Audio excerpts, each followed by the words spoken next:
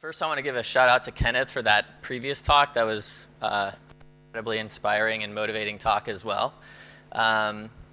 So today, we're going to talk a little bit about Game of Thrones and what that can teach us about being better designers. I'm going to bring some of the lessons I've learned in my career and try to connect them metaphorically to Game of Thrones. Before we get started, a little bit about me. We'll make this quick. I know I've introduced myself to some of you before, but maybe not everybody. So I'm Ryan Page. I want to say thanks again for having me. And here's a Twitter and email if you want to get in contact with me. All right, quick overview of careers. I started my work in design early on. I worked at a Silicon Valley startup that was a search engine. It was the wrong search engine. Turns out. But nevertheless, a good start to my career. I moved to Chicago and started to work in digital agencies. Worked at Tribal DDB, FCB, eventually leading a team on Discover Financial Services. And from there, made a transition into Capital One. And from Capital One, I now lead the design team at Cars.com. Well, let's set a little bit of context. I know that Game of Thrones is pretty popular, I think wildly popular, but I think it would be unreasonable to assume that everyone knows it. So I will try to give a little bit of a background about each of the examples I give and each of the connections I try to make with the characters in the story. But I don't want to assume, that everybody knows what I'm talking about. So we'll talk a little bit about the big picture. Game of Thrones. What is it? It's a book series. Currently, there's 5 books published, at least in the core series. And there is a television series on HBO, which is now finished, but which started it in 2011. The first book actually gives the name for the television series, which is Game of Thrones. The whole series is called A Song of Fire and Ice. The author is George R.R. Martin. And while the show has finished, and I think we all feel either satisfied or unsatisfied by that, the books are still in progress. A lot of people think George Martin might pass away before he actually finishes the books, and I hope that's not the case. It really took the television series to turn the books into this phenomenon, this like cultural phenomenon, which I think we see now. And although I think it would be accurate to say it's a series of books and some TV shows or some TV episodes, it feels like it's a bigger phenomenon than that in terms of its popularity.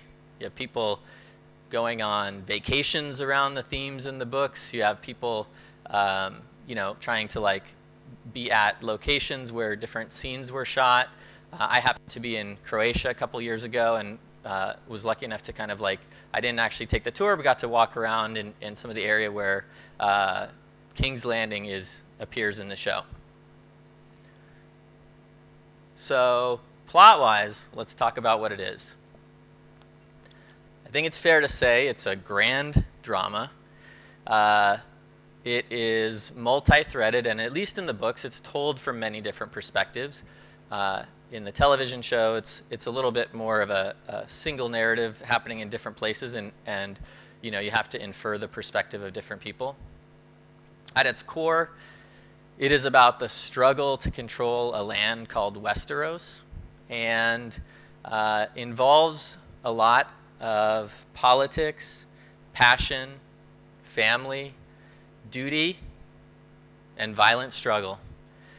And over the series of the television show and the books, I think we begin by not being totally sure if the world has magic or sorcery within it. And over the course of the plot and as it unfolds, we begin to understand it's increasingly fantastic. But at the core, I would assert that the book and the series is really about core human motivations, struggles for power, politics, and things that are familiar, whether or not there are dragons there. So, little bit more of level setting. I think people can go like super, super deep on Game of Thrones. I'd be surprised if there aren't a few doctorates who are specializing in Game of Thrones, or that there are really deep areas of exploration in an academic sense. I am not that. I'd classify myself as an average fan, or sort of like medium to high, but I'm not a super fan. I've read all the books, and I'll asterisk with that, quote unquote, before it was cool, before there was a television series, and I've re-listened to a couple on audiobook. I've watched the series, lots of episodes more than once, but not every season. But I'm not the kind of person who is writing fan fiction or spending hours of my day going into the, rabbit hole of Reddit to understand all the different conspiracy theories about who might be related to what, or who's going to end up on top. But generally, I'm a fan. Finally, in case you didn't figure this out, probably important to state that if you are among the 3 to 7 people on the planet who have not seen Game of Thrones but want to eventually see Game of Thrones, this talk may have some spoilers. I've been that person, not for Game of Thrones, but I've been that person who, like, 3 years later, after a show has run its course, I've said, please don't talk about that in front of me. And I realize that that can be problematic for some people. So, spoilers ahead. Well, you might be asking, why Game of Thrones?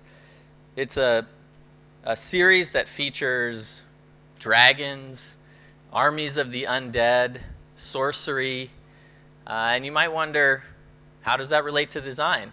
Or potentially you're thinking, obviously that relates to design. And I think that's a reasonable question. So here's my answer to that. Assuming that you don't work as an individual or solo designer, that you don't create design in a digital context simply for your own pleasure or edification, I think that some of the lessons that we learn from Game of Thrones actually relate pretty well to working in organizations. So, show of hands, how many people work in an organization that produces design for its own benefit or on behalf of clients? Okay. I was, I'm sort of like throwing myself a softball and thinking, okay, most people are going to be working in teams or organizations. So, that being said, turns out it works reasonably well as a way to learn about design. If you rely on collaboration, stakeholder management, applying both technical and interpersonal skills to deliver, Game of Thrones has something for you. And if you work with messy and unpredictable humans, turns out it's a pretty good guide. So, let's talk about our first character here, Sam Tarly. So, a little bit about Sam Tarly. He is a bookish and feeble son of the Tarly household. He's been sent to the Night's Watch, which is the army force that is neutral but guards the North. And that's happened because his father doesn't want him to become the lord of their house. He wants it to be for a younger son of him who's more in favor. So I would say in a lot of ways, when we meet Sam early on in the series, his story sort of feels a lot like the early stage career of designers.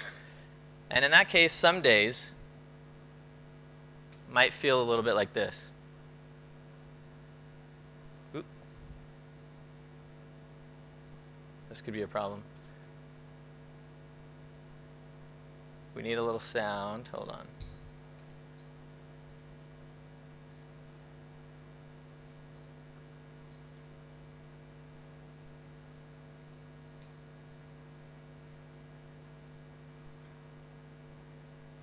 Bear with me.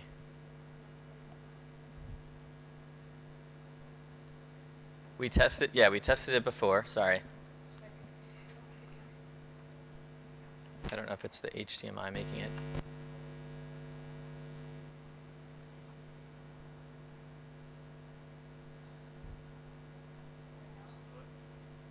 Tell them your name. Samuel Tarley of Hornhill. I mean, I was of Hornhill. I've come to take the black. Come to take the black pudding? Well, you couldn't be any worse than you look. Right. See what he can do.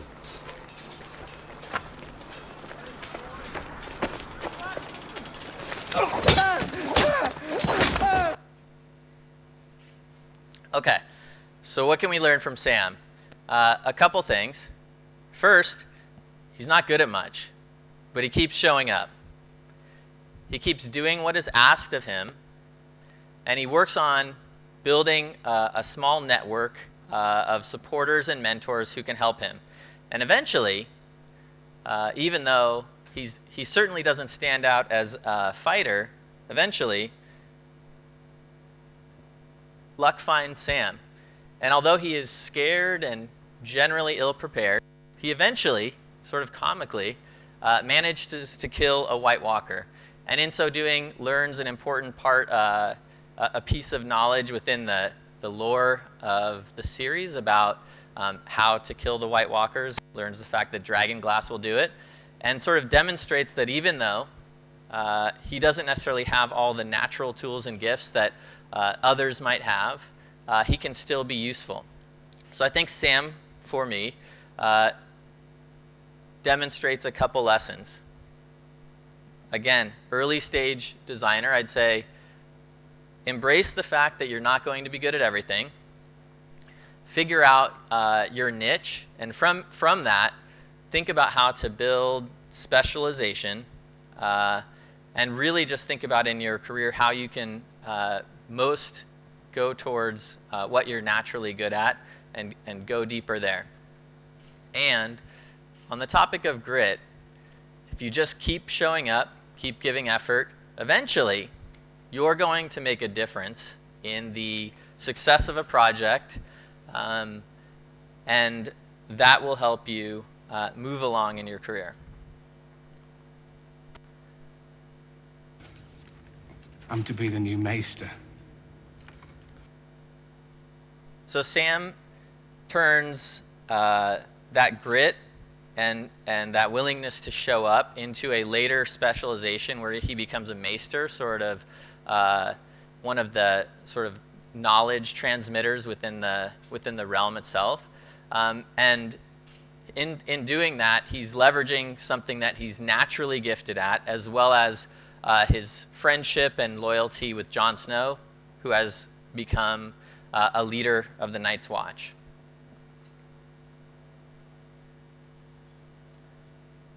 So again, early in your career, I'd offer the advice of try to stand out in one area, make yourself valuable to leaders in a way that's different from other people, but still uses your own natural talents. And over time, use that as a base from which to explore and expand upon the different disciplines of design.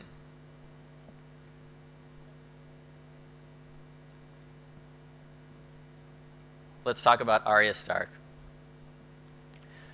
For those of you who have watched the series, she's kind of a standout character. For those who haven't, I'd characterize, at least in the US, we'd call her something like a tomboy, which means she's into, things that her gender as a woman traditionally are not. She's into fighting in all sorts of forms, and sort of doesn't necessarily fit the mold of a woman in the world of Westeros. She is the youngest daughter of the House Stark, the Northern House, and I'll apologize in advance. We do have a few Starks that show up through the presentation.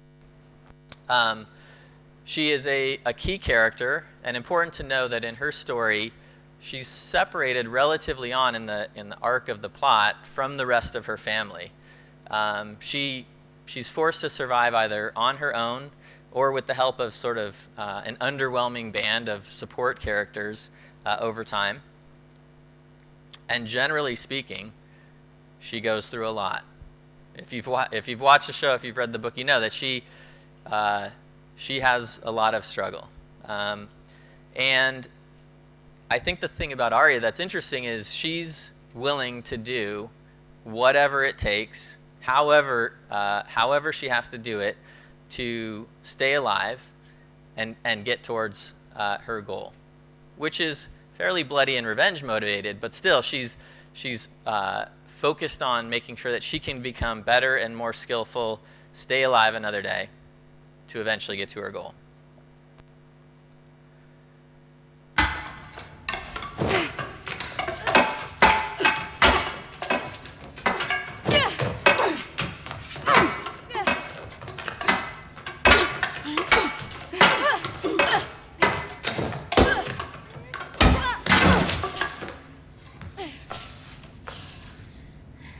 You're not ready. You should go home before it's too late. So there are tons of training scenes and montages with Arya, so I just tried to show one where she was getting whooped up on a little bit, because she goes through many, many different jobs, does a bunch of different types of combat and assassin training, and many of them are really, really tough. She goes blind at one point, but ultimately she sticks with it, and she's very determined to build skills. So I would say Arya is sort of appropriate to think of as an individual contributor who is doing everything that she can to build skill and experience in her career. She doesn't follow expectations that are set out for her. She follows her own path, and from each and everything that she does, she knows that there's something to be learned, or really, like, that's the lesson, is that no matter how unpleasant the experience is, whether it's interactions within your team or between your team and a client, there's always things to be learned from difficult experiences. And she takes those and internalizes what she's gaining as a way to make her more effective as an individual contributor. The other point that I think is interesting here, as I was thinking about her story, is in Arya's character arc or story, we see that she goes from being a tomboy in Winterfell to sort of an unknown person on her own and on the road, to being, an acolyte for the Faceless Men, the House of Black and White. But she is constantly sort of changing identities and reinventing herself. And as I thought about that, to me, I thought it was an interesting point to make, to think about the idea that we as designers, as practitioners, have to often reinvent ourselves. The things that we are designing now, I think Kenneth's talk is a good example about it, but the things that we are designing now will not be the same as what we were designing in 5 years, and they're not the same as what we were doing 5 years ago. I'd imagine that some portion of us are thinking about voice in the future, like now or in the future. Some portion of us are thinking about how to design AI systems and algorithms, things that we were not thinking about for the most part 5 years ago. And so I think Arya is a good character example of this idea that design as a profession and practitioner is all about reinvention. We have to be willing to take the experiences that come our way, extract the skills and value that we can from them, and then figure out how to turn those into our future career paths. Over the course of time, she becomes one of the most sort of formidable forces, I think, in the world of Westeros. And again, if you've seen the way that the story shakes out, she's a really important character and a very powerful force because of all the training and the hard work that she puts in along the way. Let's talk about Ned Stark. So there's a few tips in here, I think, or a few lessons that I think are more for managers and leaders, but This one I found to be amusing. So the context is really early on when the story opens, and the scene we'll take a look at is about Ned, who is the patriarch of House Stark. He has just beheaded someone in front of his sons.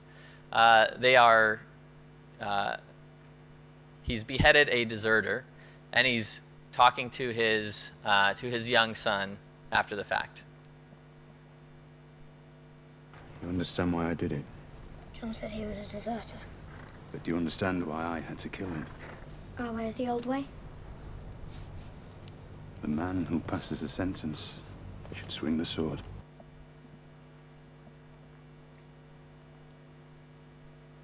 So, the lesson here is feedback is a gift. Sometimes it's a difficult gift for the giver and the receiver. But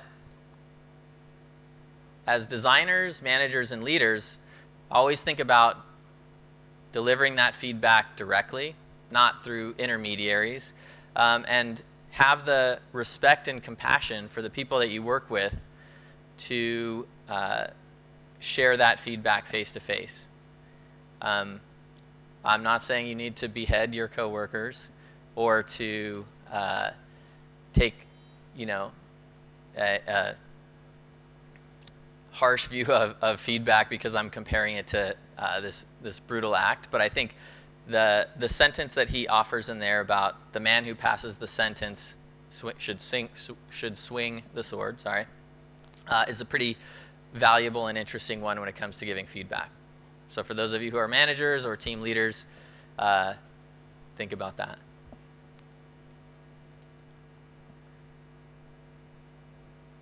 The next one is about Sansa. Sansa Stark is, in contrast to Arya, much more of, a traditionally oriented princess. She's interested in the activities often associated with her gender. She thinks a lot about marrying Prince Joffrey. And she's sort of like initially started as expected in terms of what we might think she would do, given her role and her position in society. But over time, she changes a lot and she starts to surprise us. And she becomes, like Arya, much more than she was. But I think her lessons, unlike Arya's, are a little bit more applicable to leadership and management and leading people, whether it's in the field of design or otherwise, than about individual contributor. So let's have a look. We see her going from this. Do you think Joffrey will like me? What if he thinks I'm ugly? Then he is the stupidest prince that ever lived. He's so handsome. That's where she starts. And this is where she ends.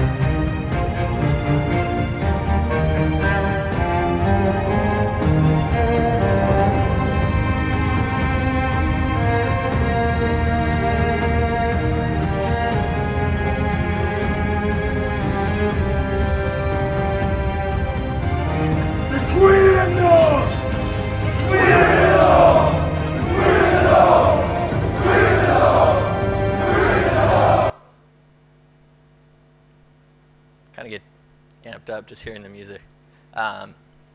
Okay, so let's talk about Sansa.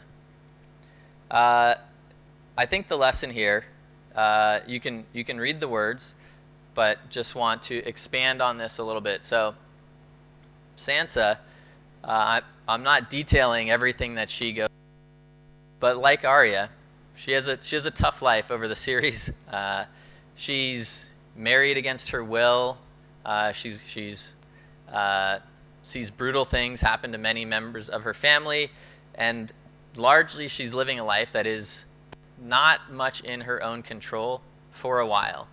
But in those experiences, in the struggle that she goes through, you kind of see that she's accumulating knowledge of people and how to operate in the world in a way that is very powerful in the end. And I think it was mentioned before, this, obsession within the tech press and within technology companies about this idea of, fail fast and learn. And I think the concept of like failure and struggle, I want to make a distinction here around the failure of, like a low stakes prototype, or the failure of a project where we don't really truly feel invested in it, and a different kind of failure or pain or struggle. My point here is that the most durable and important lessons that we can learn as leaders come from real failure. So the kind of failure that people don't really like talking about in front of groups, and the kind of failure that actually leaves a mark on you and kind of lasts as a lesson for you over time. So in order to take those lessons that you carry in your head, sometimes it hurts. A few times in my own experience, when I've actually had, I don't want to say actually like I don't make mistakes, but I make mistakes, but the ones that have like really meant something to me in terms of the lessons that I hold and the stories that I tell myself come from mistakes that I've made in terms of managing people, how I've communicated to them, what I anticipated their motivations would be, and those are typically mistakes that have a big impact on people or on teams or on shifting the motivations of how you think someone's going to perform. So even though we may not like pain and struggle, even though we may not like failure, probably by definition, I think it's important to remember that, that being said, there is still there's still value in those enduring lessons that come from there.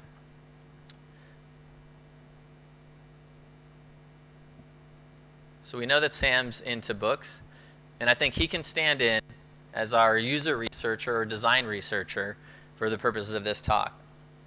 So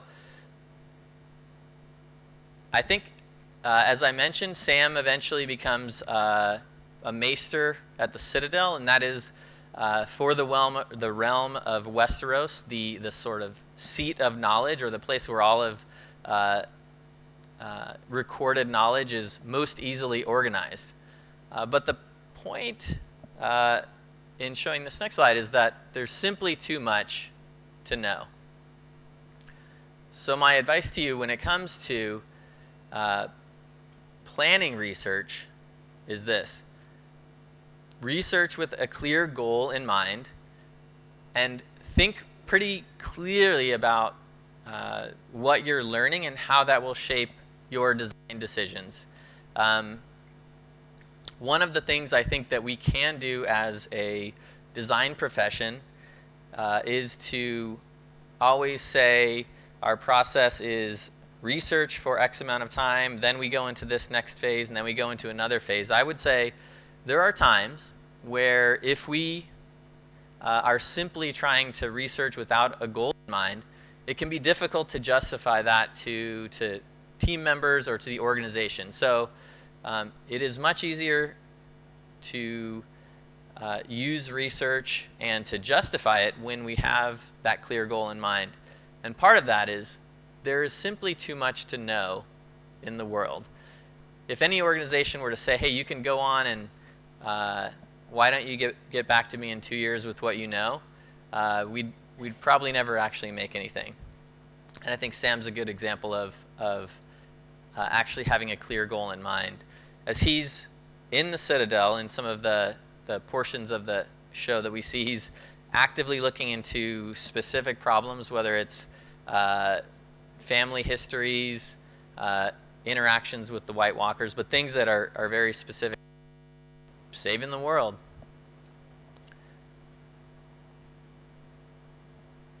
So I think the lesson here is that learning for its own sake is noble, but to actually make it valuable for an organization, you need to tie it to real decisions, you need to tie it to risk protection and business outcomes.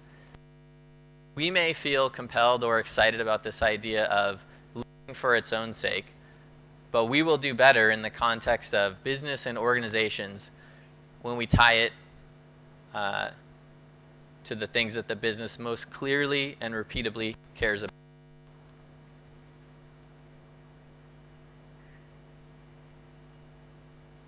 The Hound. Turns out he's an unlikely candidate for presenting user research, but let's give it a go. So imagine that if you, as Sam, had conducted user research, design research with a clear goal in mind, and you found something that you're excited about. Well, I think Sandor Clegane, also known as the Hound, gives us a good example on how we might approach that. The context in what you'll see is that they've returned from the north, they've captured a White Walker, and they want to make sure that they can enlist the armies of the south to defend against the armies of the undead.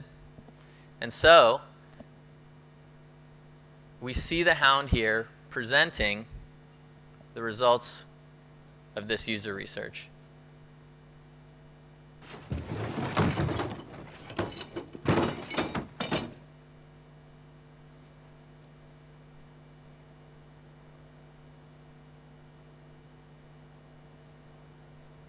Stakeholders are excited.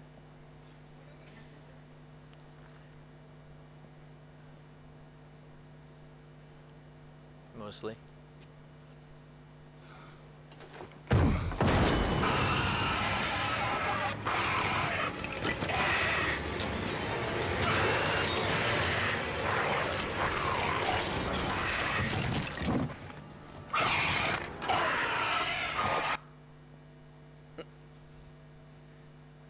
So what's the point?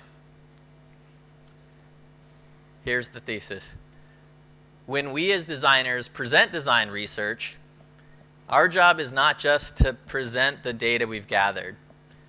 Our job is to make the people that we're presenting to feel something. Make the people that we're presenting to not just say, that's nice, I like what you've gathered, but actually to feel the pain, whether it's of the user or the system, and be compelled to act.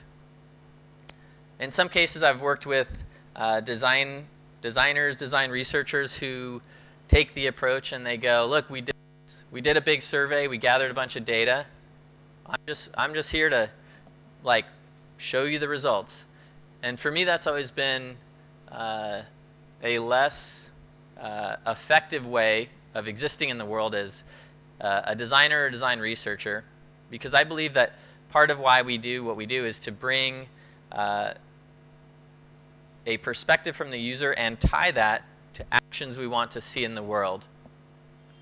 So if we do research and we say, look, I don't have a perspective, you're going to be in charge of figuring out what to do next, I think we miss an opportunity to move things along in the direction that we want them to. And so I think Sandor Clegane happens to be a pretty good example of making the people that we share our research with not just informed, but compelled to act. Daenerys Targaryen, central character, and I have to imagine no presentation around Game of Thrones would be complete without some touching on her story arc. So she is of the formerly in power Targaryen family. Turns out she's awakened 3 dragons when none thought that possible. She deeply wants to sit on the Iron Throne, and the narrative that she has in her mind is that she is going to break the wheel or break the system of a repeated cycle of oppression for the non-noble families that has happened. But it turns out she's pretty good at enlisting others to her cause.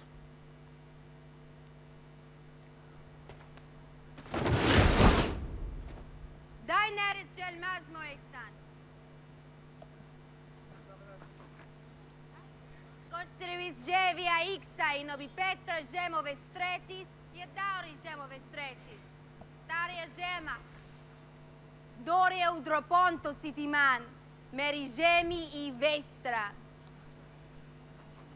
Ela astropotistan. Astropot dohe trossa, si rinyo ingoti orzi. Daeri. Embar yunkai otistan. Yunkai dohe trossa, si rinyo ingoti orzi. Daeri. Sesir merinnot mastan. Jevi klenunti siksondao. Jevi klenunti shemo pactot issa. Jevi klenuntis shemo rigna laudisi sosenis. Jevi klenuntis shemo sit meri belma se boteri. Se udrasmiasi. Udrasmi machan daor. Iedereen non machan.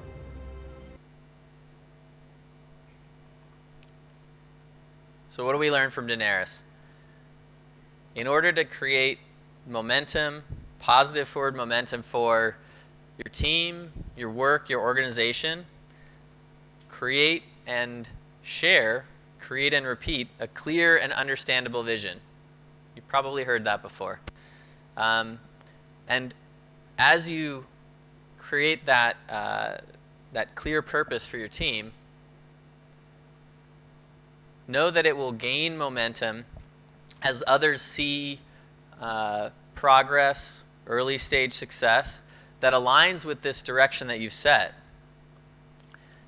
And while perhaps many of us understand or thought that at some point Daenerys might be the one in charge of Westeros, we also know from her story that her vision, a vision, loses momentum as others, in her case it's key individuals around her, observe decisions and actions that conflict with her originally stated direction.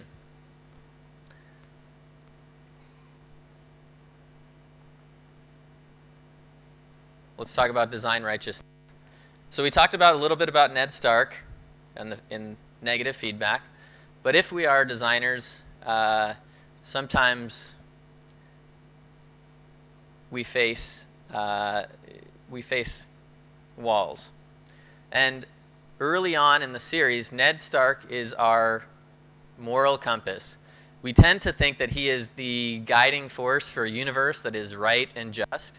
And when he finds out that Joffrey Baratheon, who is the son of, the supposed son of Robert Baratheon, and is going to rise to the throne, we find out that he is illegitimate and actually not a Baratheon.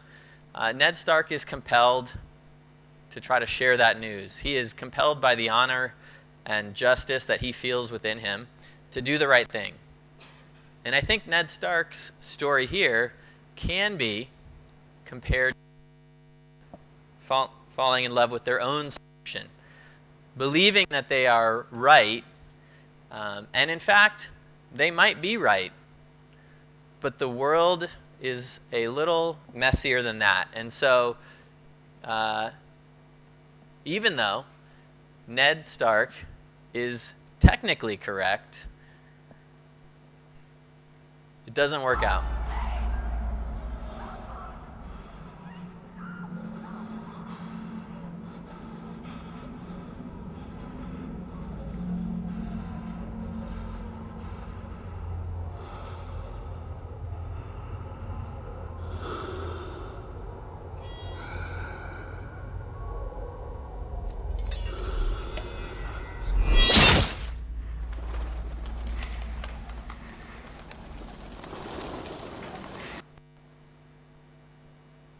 There are probably more beheadings in this presentation than you think we're signing up for. I apologize for that. So what do we learn from Ned Stark? I think this is a pretty important one to think about in the profession that we work in design, first of all, which is all about constraints in the first place. And secondly, that, you know, the right answer isn't always enough. So put a different way, I'll say that, you know, sometimes being right, it's not enough. Well, that's to sort of save you on the project in a particular job or the work itself that you care about. Sometimes it's not enough. And in the big picture of things, that's okay. I think the lesson I take from Ned Stark's story and from this part of Game of Thrones is like compromises are necessary and inevitable, and that's okay. You can choose to make a stand in some cases, and that could be important, and that might be part of your own moral code and integrity, but that's not always enough to save the work. Jon Snow. A little bit of background on Jon Snow. He's raised as the bastard son of Ned Stark. He is sent to the Night's Watch. Again, we talked about that with Sam early on. He becomes a leader for the Night's Watch. And eventually, although he doesn't really want power, one of the most powerful sort of leaders in the story, and I'd say overall, he is one of the most effective leaders, if not the most effective in the story. He is not one who is motivated by having power itself, but as a leader, does a pretty good job of thinking about the big picture beyond just himself. This isn't your fight. You shouldn't have to come to Winterfell with me. I shouldn't be asking you. It's not the deal we made. I need you with me if we're gonna beat them, and we need to beat them if you're gonna survive.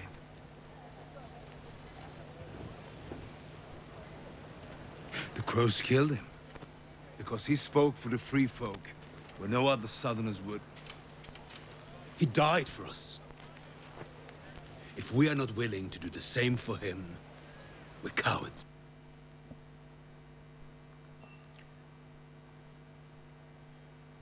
So we can probably learn a lot from Jon Snow in general, but as far as leadership goes, here's the core lesson. Effective leaders build alliances with those outside their core group. It is good, but probably not sufficient to build agreement and alignment within your own core team or within the design team. You as a designer, you as a design leader, have to actually unite people with a bigger cause that touches people's motivations outside of the concerns of design. And so I think that's a story of Jon Snow.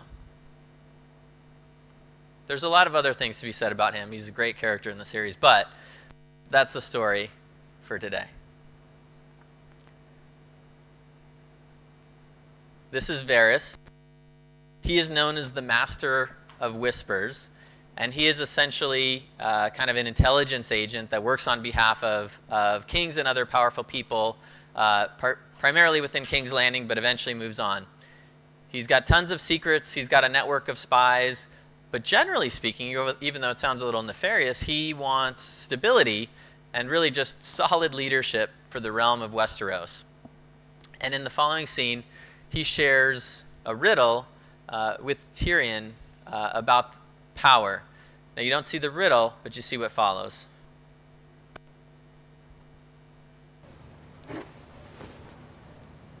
Power resides where men believe it resides. It's a trick, a shadow on the wall. And a very small man can cast a very large shadow.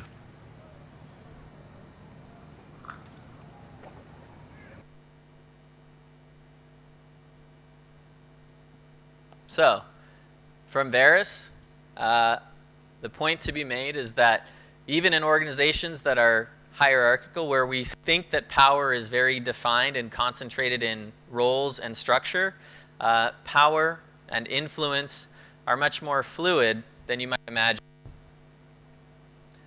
And for designers, you probably already know this intuitively, or you've encountered situations like this yourself, but there are many, many situations where it's not necessarily the person who's explicitly in charge that you have to convince, but their advisors or the folks around them that actually need to kind of convince the decision makers what they think.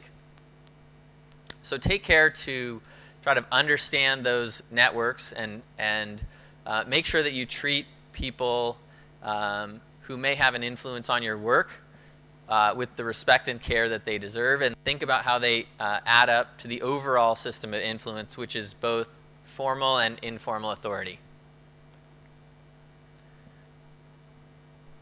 Last but not least, Tyrion Lannister talks about the power of stories.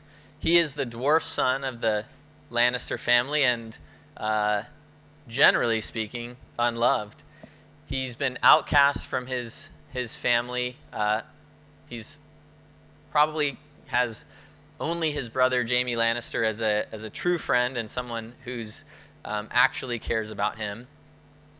And he serves as an advisor to, again, various powerful people over the course of the series.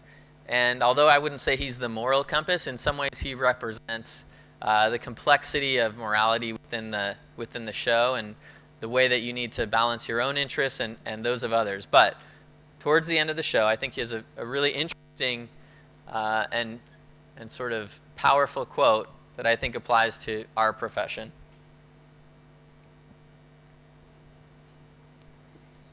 What unites people? Armies? Gold? Flags?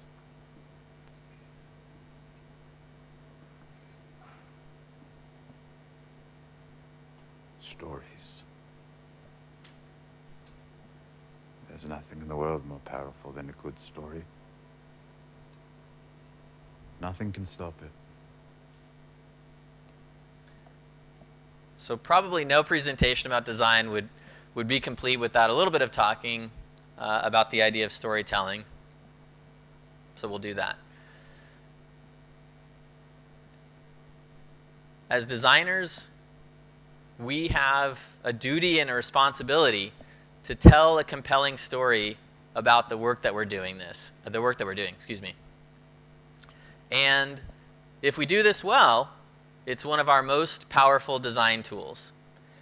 You may have heard variants of this before, but ultimately, those stories that we tell about our work take on a life of their own. And to think of yourself as a designer as simply, the one who is crafting an artifact separate from, the way that you talk about the work and the way that you bring meaning to the work, that's an imperfect fulfillment of your duty as a designer. But here's where I would change the narrative a little bit around those stories.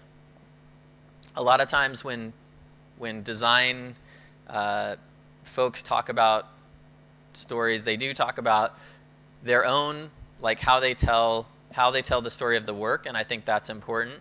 That is very powerful. But the thing that I think is, for me, really interesting is I would argue that the most important stories we have are the ones that we create and tell ourselves.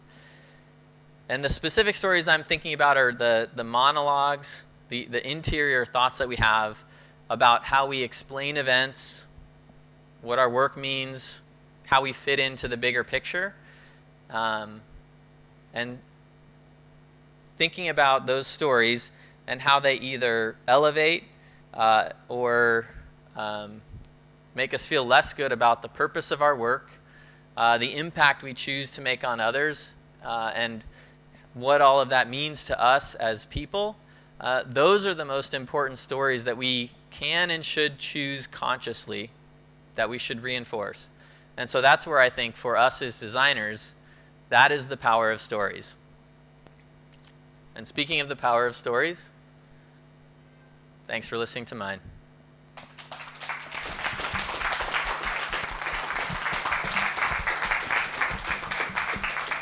Thank you so much for the talk. We have a time for like 2 short questions. Any questions? What about those who didn't see it? If you didn't see the show, I'd recommend seeing it. It's a long go, but yeah.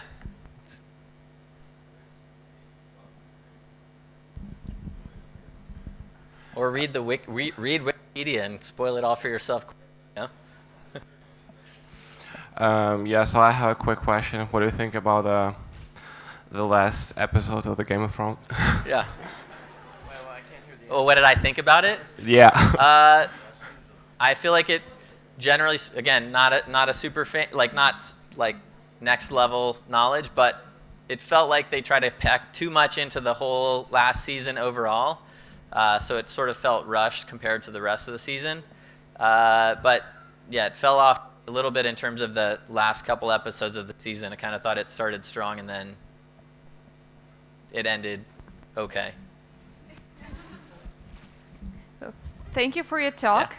Thank you.